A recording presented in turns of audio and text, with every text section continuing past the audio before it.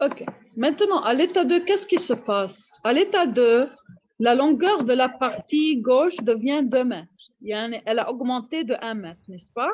Et on sait que la longue قد ما بتزيد البارتي gauche قد ما بتنقص البارتي droite، n'est-ce pas؟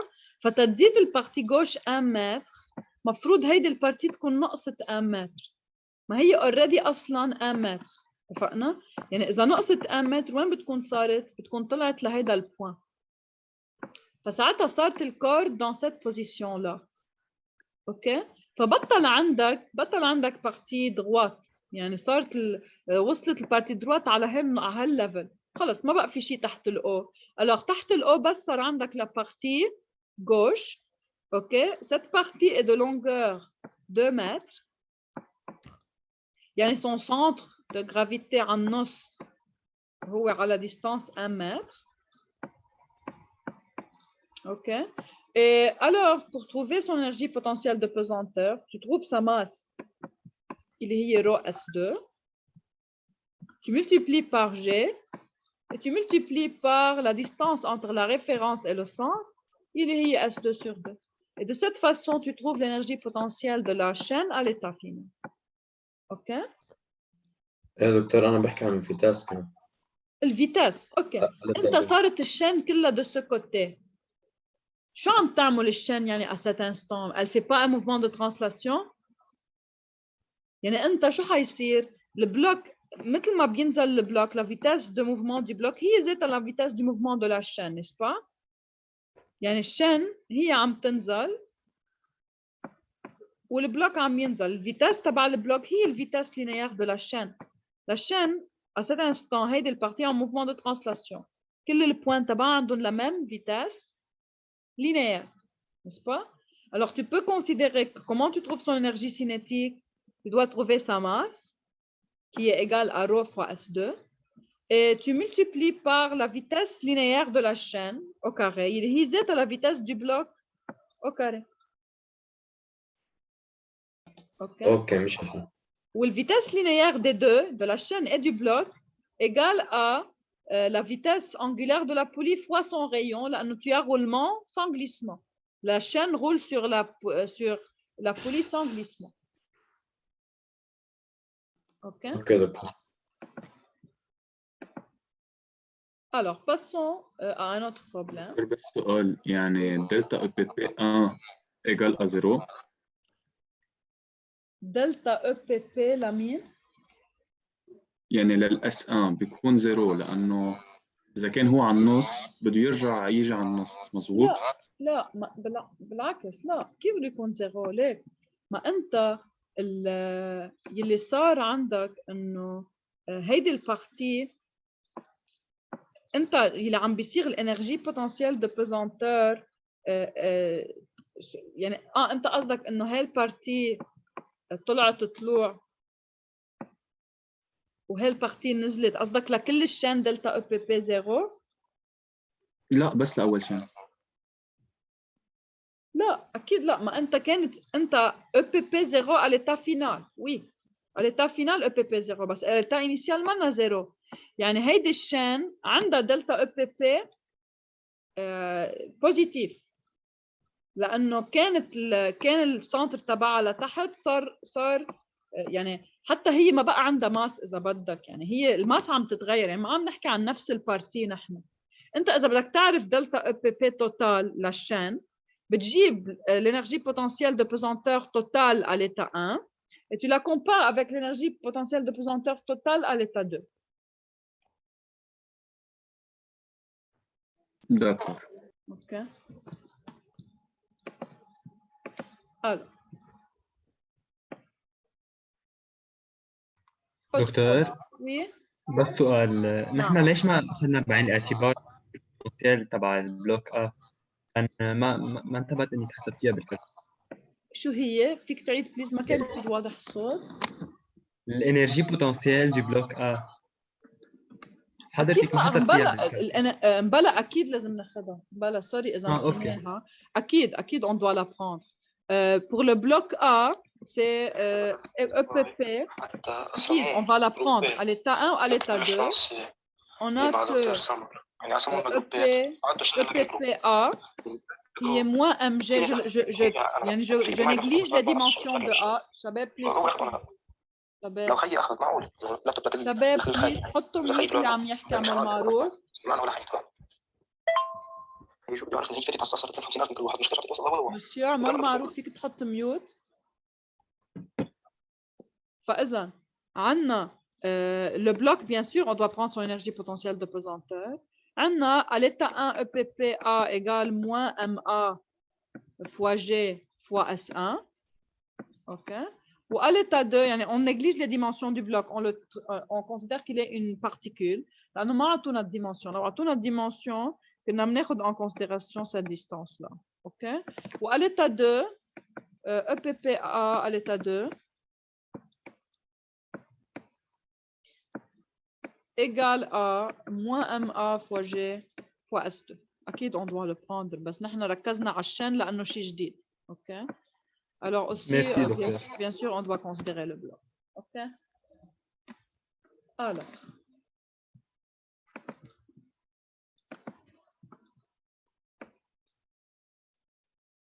Un autre problème.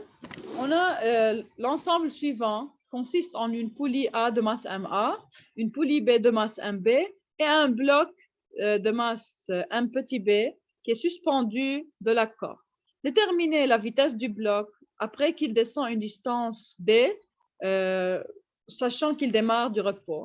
On néglige la masse de la corde et on considère que les poulies sont des disques et on les traite comme des disques. C'est pour cela qu'on peut utiliser la formule d'inertie des disques, qui est M'(mr²).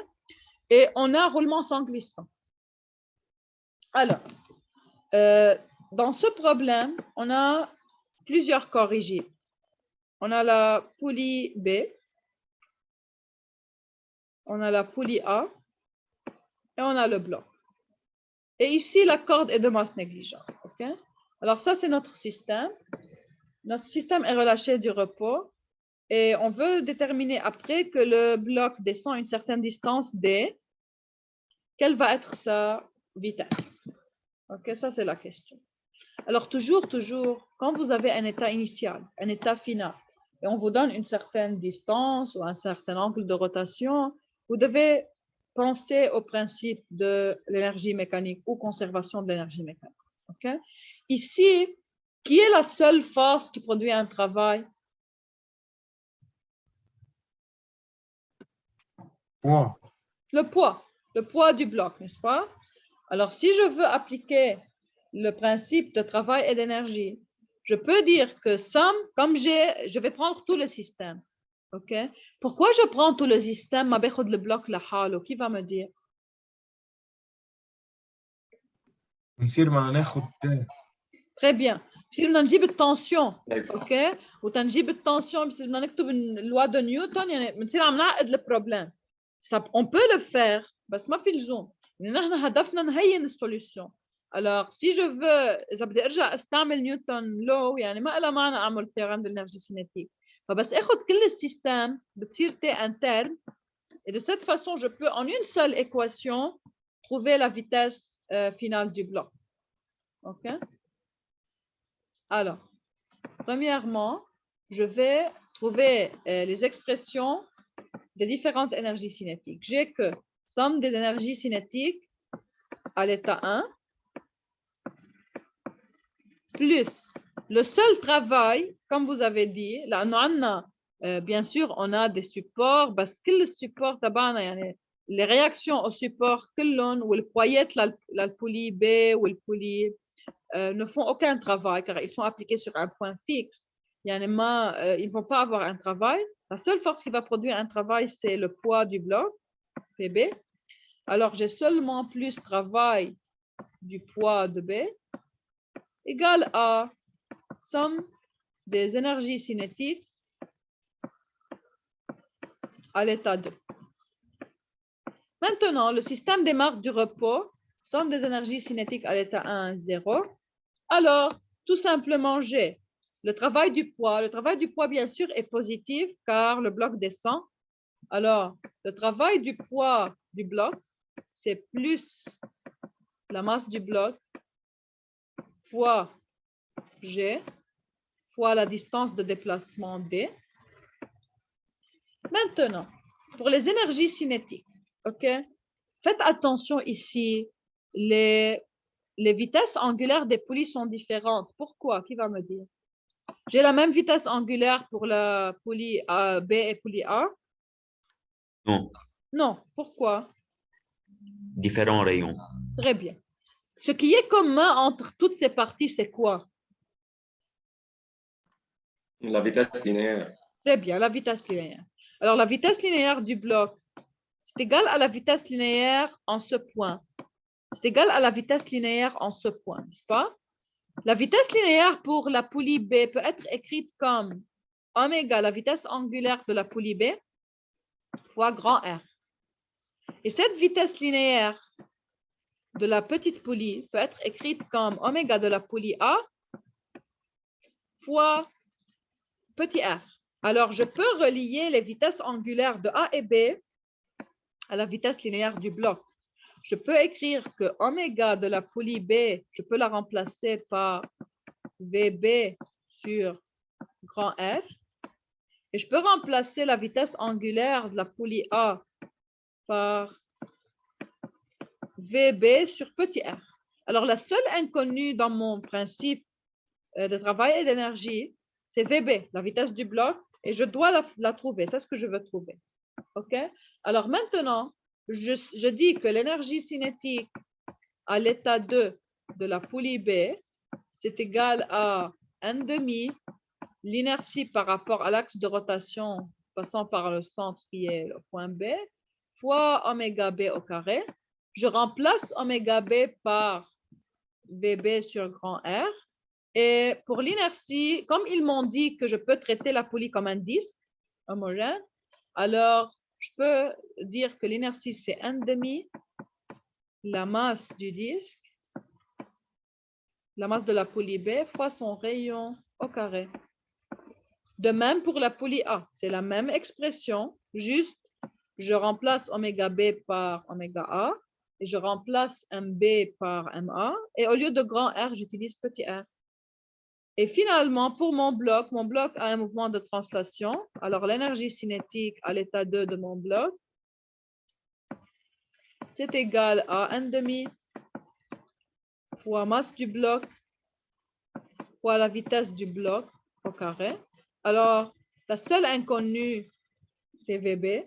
Je remplace dans le théorème d'énergie cinétique et je trouve VB. OK? Question sur ce problème?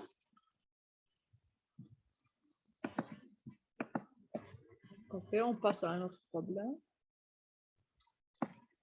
بس دكتور Oui? إذا مسمانا أين كل السيستم نعم. إذا ما لقينا كل السيستم بس بصير أعطينا plus فكرة شو بنعمل. شو بدك تاخذ أول شيء؟ بدك تاخذ البلوك. Regarde, بصير بدك تكتب loi de Newton de translation, loi de Newton de rotation. يعني تقدر تجيب التنسيون T. OK. هلا فيك إذا ما بدك تكتب loi de Newton, tu peux aussi écrire إذا بدك le théorème de l'énergie cinétique للبلوك لحال لا هيدي البولي لحال ولا هالبولي لحال. يعني بس انتبه tension n'est pas la même وين ما كان. OK. يعني ici tu as dans cette partie tu as une tension T1. Tu sais pourquoi? لأنه ici si tu veux il y a une حسب. هلا إذا ألفا هون إذا عم نحكي بأوميجا أوميجا est variable. يعني أوميجا بولي B ou oméga poulie A ne sont pas constantes. Elles varient avec le temps, n'est-ce pas? Il y a une accélération angulaire de la poulie B ou une accélération angulaire de la poulie A. فإجباري التنسيون بالدو parties ne sont pas égales. OK؟ يعني عندك هول بتعرفون من شابيتر إذا بتذكروا من السمستر الماضي من شابيتر 16 lorsqu'on fait somme des moments, n'est-ce pas? عندنا somme des moments par rapport au centre de chaque poulie n'est pas nul. لانه في الفا في اكسلراسيون انجولار.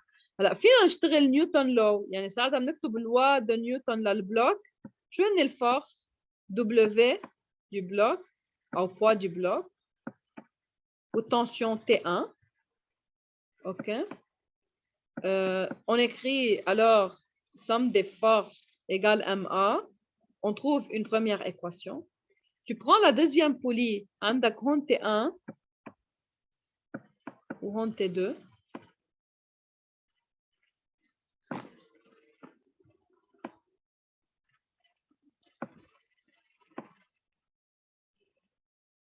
OK. Tu peux appliquer مثل ما قلت لك أو تعمل الانرجي تيورام الانرجي سينيتيك للبلوك لحال، تيورام الانرجي سينيتيك للبولي لحال، لكل بولي لحال، لأنه ساعتها عندك ثلاثة انكونيو، حيكون عندك الانكونيو الفيتاس والتي 1 والتي 2، يعني مجبور صار عندك 3 انكونيو تي 1 تي 2 et la vitesse du bloc.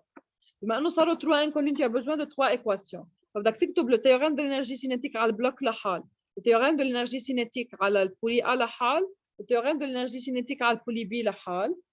ساعتها tu obtiens 3 équations à 3 inconnues, tu trouves tu résous ton système.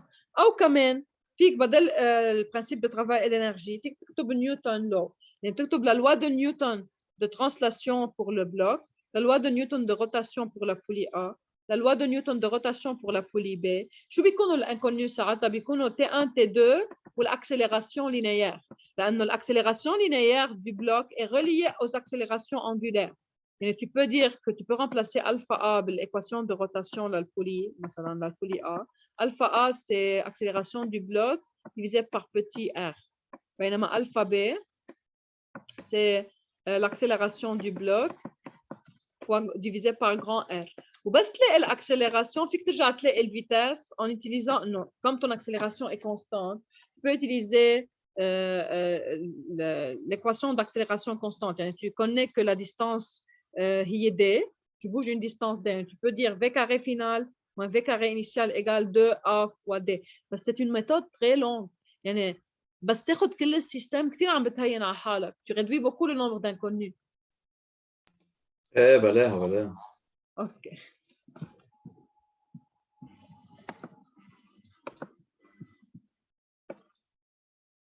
OK. Un autre problème, on a un semi-cercle de masse M qui est relâché du repos à la position suivante. Déterminez la vitesse du point A quand le système tourne dans le sens contraire aux aiguilles d'une montre à un angle de 90 degrés.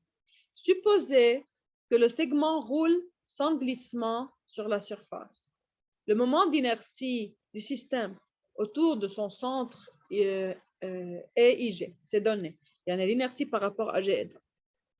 Alors, faites attention ici, ce qui est un peu nouveau, c'est une forme géométrique pas commune, ce n'est pas un cercle complet. OK? Alors, qu'est-ce qu'on va faire ici? Premièrement, ce qu'on veut trouver, c'est juste à l'état final, quelle est la vitesse de ce point-là? Alors, pour pouvoir trouver la vitesse de n'importe quel point, qu'est-ce qu'on peut faire? On peut trouver la vitesse angulaire, n'est-ce pas? Et utiliser, comme on a un roulement sans glissement, on connaît que le centre instantané de rotation, c'est le point de contact avec le sol, n'est-ce pas? Alors ça, c'est la position 1. Ils nous ont dit que dans la position 2, j'ai comme ça.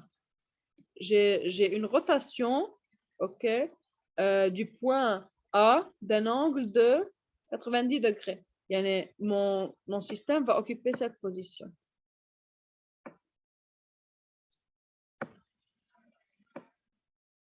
Pas?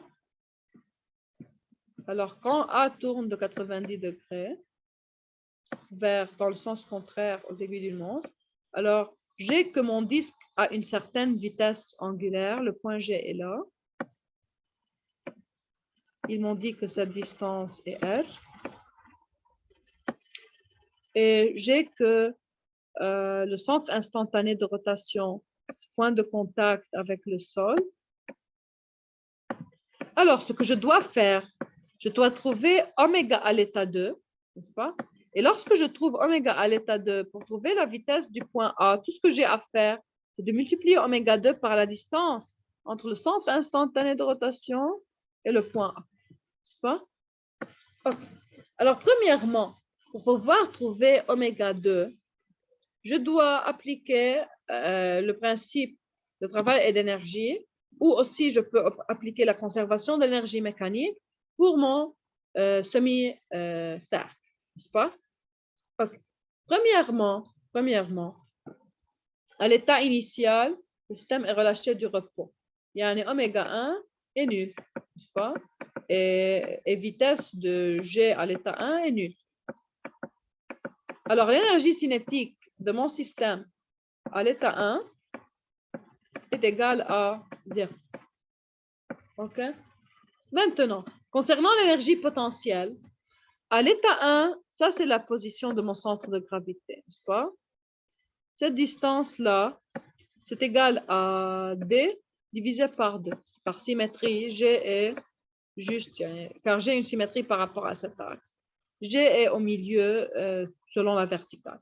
Alors, à l'état 1, EPP1 est égal à la masse du disque fois G fois D sur 2. OK? Maintenant, à la position finale, quand j'ai tourné un angle de 90 degrés, premièrement, je peux exprimer mon énergie cinétique de deux façons. Ou bien je dis j'ai un mouvement général. Alors je dis c'est 1 demi mvg 2 carré plus 1 demi ig oméga carré. Ou bien je peux dire que l'énergie cinétique à l'état 2 peut être écrite comme 1 demi fois l'inertie par rapport au centre instantané de rotation à l'état 2 fois oméga 2 au carré, n'est-ce pas? Maintenant, pour trouver l'énergie cinétique, pour trouver l'inertie par rapport au centre instantané, je dois appliquer le théorème des axes parallèles. Je connais l'inertie par rapport à G et j'ai que la distance entre le centre instantané et G est égale à D sur 2 moins R, n'est-ce pas? Alors, pour trouver ça, je dois dire c'est IG plus la masse du disque fois la distance qui est D sur 2 moins petit r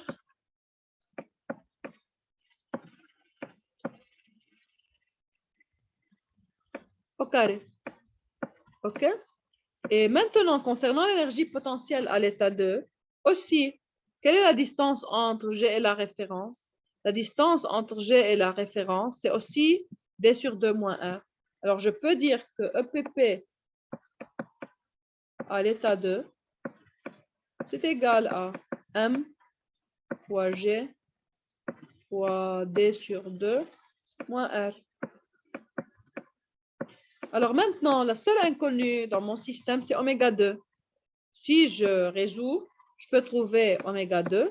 Une fois je trouve oméga 2, pour trouver la vitesse du point A à l'état 2, je dis que A est un point de ce corps rigide. Je connais la vitesse angulaire, je connais la position du centre instantané. Alors, je dois juste multiplier oméga 2 par la distance entre le centre instantané et le point A. Je peux trouver d'après le théorème de Pythagore. OK? J'ai que cette distance est égale au rayon, qui est égal à D sur 2. Alors, je peux dire